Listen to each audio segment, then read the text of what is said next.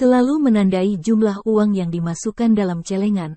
Wanita di Jakarta syok usai menjumpai tabungannya yang raib.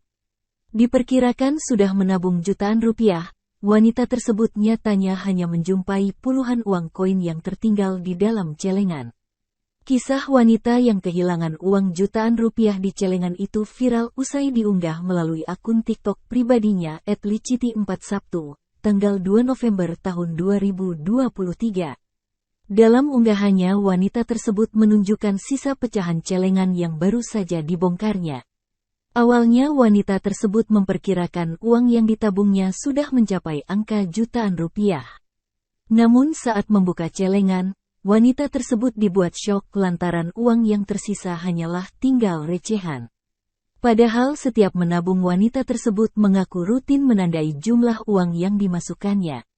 Menurut perhitungan, sebelum dibongkar, wanita tersebut telah berhasil menabung uang sebesar 2 juta rupiah. Titi nangis banget, udah nabung sampai 2 juta selalu dicoret tiap masukin. Pas dibuka kosong, cuman ditinggalin uang koin, paparnya. Wanita itu pun masih kebingungan perihal kemana perginya uang yang ia tabung di dalam celengan tersebut. Tak sedikit warganet yang menduga bahwa uang wanita tersebut hilang lantaran ulah orang terdekat.